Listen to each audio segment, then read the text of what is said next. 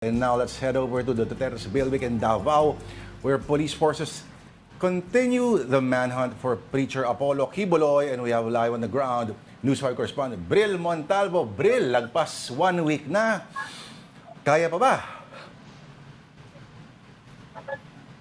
Lord, tama ka nga dyan, Lord. Ika-11 araw na ngayon na simula ng paghahanap dito nga kay Pastor Apollo Kibuloy sa loob mismo ng compound. At kahapon nga sa mga post ni Attorney Iselito Torion, hinggil dito sa underground drilling umano sa basement ng Jose Maria College dito sa loob ng QJC compound. At ang sabi ng PNP ay pinabulaanan nila itong sinabing ipinakalat na picture ni Atty. Torion na drilling activity dito sa basement. At sabi ng PNP ni General Nicolas Torre III na patunayan ni Atty. Torion at ipalabas or pangalanan itong ang kanyang source sa mga picture na ipinalabas niya na alleged drilling activity sa basement ng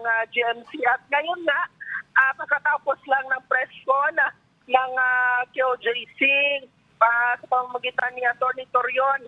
At ngayon ay dito kami sa basement ng QJC compound sa Maya JMC kung saan umano na nakita yung hinuhukay na basement. Pero nandito lang kami sa labas, hindi kami pinapasok doon mismo sa loob ng basement. Nandito ang mga media, madami kami dito mga media para nga pasukin sila namin at alamin kung totoo ba yung mga ipinalabas na picture na Atty. Torion galing umano sa kanyang source na police doon sa loob ng ng QJC compound. Pero yun nga, hindi tayo pinapasok. Bril, like what you mentioned, 11th day na, no? Pero gaano nga ba ka-confident yung PNP na nasa loob pa ng QJC compound si Kibuloy? Because we are hearing, contrasting reports, ang daming assumptions. Kumpiyansa pa rin ba talaga sila na nandun pa yung hinahanap nila?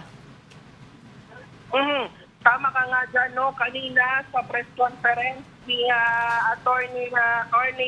Police Brigadier General Nicolas Torre III doon sa headquarters ng PRO 11 at sabi niya na kampante sila na nasa loob pa rin at sure na nasa loob pa ng compound si Pastor Apollo Kibuloy. Kaya nga, hindi nila tinitigilan na hanapin dito sa loob si Pastor Apollo Kibuloy. Oo, kasi medyo mahirap maghanap sa langit eh. Kung paniniwalaan natin yung hirit ng Vice President, ano? Oh, kinikiling pa rin ba ng QJC na nagte-treasure hunting na lang daw ang mga pulis? Diyan. Yun nga ang sabi ni Atty. Torion sa ang legal counsel ng QJC na malamang ay para nag-treasure hunting na lang itong mga pulis dito sa loob kasi nga naghuhukay sila tapos yung parang mga ginagawa nila ay parang nagte-treasure hunting sila. Alright, abangan ang susunod pa rin na kabanata. Thank you. Yan po ang ating News 5 correspondent sa Davao, si Bril Montalvo.